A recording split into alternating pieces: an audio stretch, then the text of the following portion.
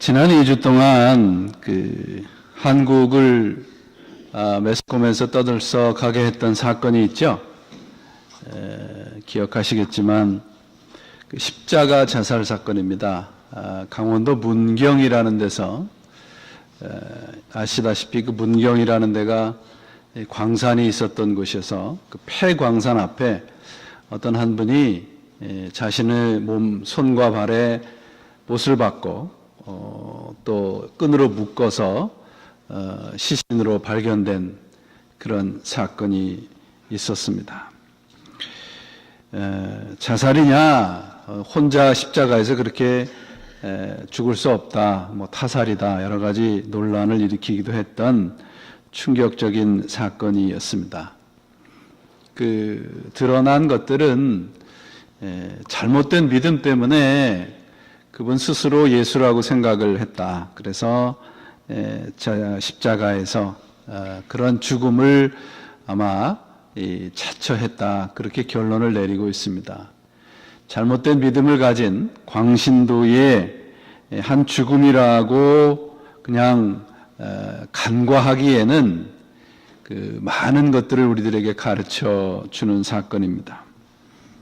그런 사건을 보면서 저는 왜곡되고 뒤틀린 그런 복음의 가르침이 얼마나 위험하고 얼마나 엄청난 결과를 가져오는가 생각을 하게 됐습니다. 오늘 바울의 표현대로, 갈라디아서에 있는 바울의 표현대로 다른 복음으로 인한 폐해와 결과를 그 사건은 단적으로 우리들에게 보여주고 있습니다. 다른 복음이라는 게 뭔가 하면 우리 사람들의 입맛에 맞게, 구미에 맞게 복음을 각색하고 조미료를 첨가한 것입니다.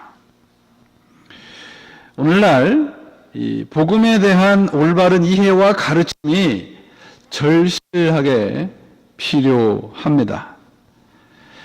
신앙적인 이해와 분별을 갖추기 위해서는 그래서 올바른 복음이 어떤 것인지를 우리가 제대로 알고 배우고 훈련해야 합니다. 갈라디아서의 전체 주제가 뭐냐? 어떤 학자들은 자유다.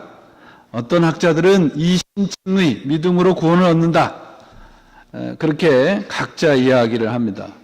그런데 갈라디아서의 주제는 그 모든 것을 포함하는 곧 바른 복음입니다. 1장 6절에 보면 다른 복음이라는 말이 나오는데 그 다른 복음이 무엇이냐? 갈라디아서 전체의 주제는 다른 복음이 무엇인지를 우리들에게 알려주고 올바른 복음의 길, 올바른 믿음을 갖게 해주는 좋은 교과서의 역할을 하는 것이 갈라디아서입니다. 갈라디아서를 통해서 바울은 우리들에게 복음의 불순물을 섞지 말라는 겁니다.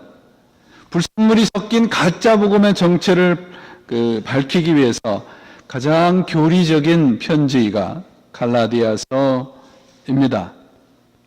종교개혁자 마틴 루터는 로마서보다는 갈라디아서에 그 신앙에 기반을 두었습니다. 그래서 갈라디아서 주석을 2번이나 썼던 것이 마틴 루터입니다. 사람들은 이 신앙에서 이 바울이 우리들에게 지적해주는 그 지적사항은 은혜에다가 행위를 섞은 겁니다. 쉽게 말씀을 드리면 은혜의 행위를 섞은 것이 왜 위험한가? 은혜의 행위가 있으면 어떠냐? 이 복음이 왜 위험한가 하면 인간들이 하나님을 조종할 수 있다고 가르치는 것이 다른 복음입니다. 그게 가짜 복음입니다. 한마디로 말해서 갈라디아서는 이미 신앙을 가진 신자들에게 좀 더 바르게 믿으려면 어떻게 해야 하는가, 바른 믿음을 갖고 살아가는 것이 어떤 삶인가를 가르쳐주는 성경이 갈라디아서입니다. 오늘부터 갈라디아서 강해를 시작을 하는데 이 강해를 통해서 우리 모두가 바른 복음에 대한 복음의 가르침에 주의를 기울이시기 바랍니다. 1절부터 3절은 문안 인사입니다. 이 편지의 서두에서 바울은 내가 누구냐? 자신의 존재성을 밝히고 있어요. 내가 어떤 사람이냐? 사람에게서 사람들에게서 난 것도 아니요 사람에게서 말미암은 것도 아니요 오직 예수 그리스도와 그를 죽은 자 가운데서 살리신 하나님 아버지로 말미암아 사도된 바울은 이렇게 시작을 하고 있습니다. 사도 바울이 목회를 하면서 전도 여행을 하고 교회를 세우고 선교를 하면서 가장 괴롭힘을 당했던 주제가 뭐냐면 바로 이 사도입니다. 바울은 사도가 아니라는 주장들을 끊임없이 그의 대적자들은 바울에게 비난을 퍼부어 왔습니다. 그런데 이 다른 서신에서 밝혔던 사도권에 대한 변호보다는 이 구절은 아주 비장하리만치 단호한 어조로 나는 사람에게서 부름을 받은 사도가 아니라 하나님에게서 부름을 받은 사도라고 변호를 하고 있습니다. 바울은 교회적이고 세상적인 자격을 갖춘 목사들 사이에서는 왕따였습니다.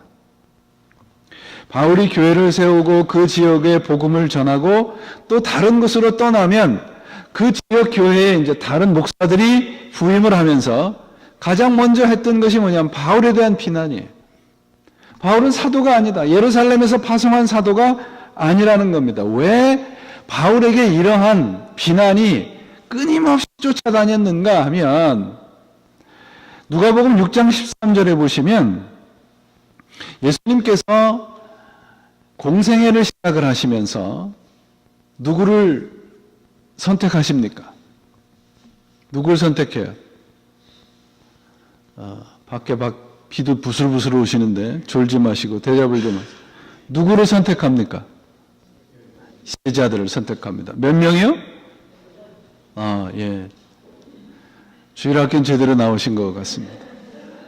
12명을 선택을 해서 뭐라고 부르나 하면 사도라 이렇게 부릅니다.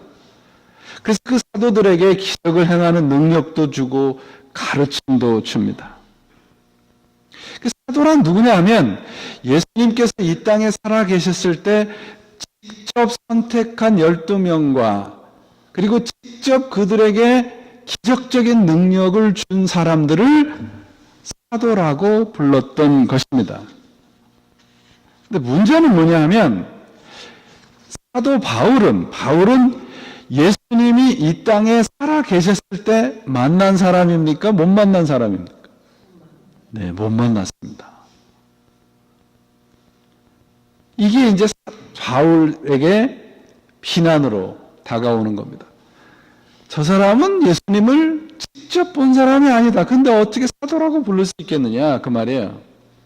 쉽게 말하면 저 사람은 신학교를 나온 사람이 아니에요. 그렇게 비난하는 것과 같습니다. 그런데 이 자격시비, 사도의 자격시비를 놓고 보면 바울의 사도권에 대한 비난이기보다는 사람들의 세상적인 질투라는 것을 성경을 읽어보면 우리가 발견을 하게 됩니다. 어떤 사람이 사도가 되어야 되느냐? 12명 이후에 한 명이 사도에서 탈락을 하죠. 그렇죠? 12명 중에서 누굽니까? 가롯 유다입니다.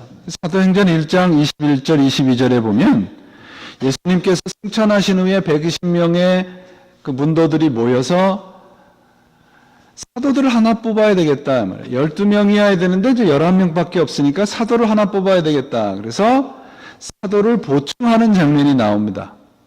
그 보충하는 장면이 사도행전에 보면 이렇게 기록이 되어 있어요. 이러함으로 요한의 세례로부터 우리 가운데서 올리워 가신 날까지 주 예수께서 우리 가운데 출입하실 때에 항상 우리와 함께 다니던 사람 중에 하나를 세워 우리로 더불어 예수의 부활하심을 증거할 사람이 되게 하여야 하리라.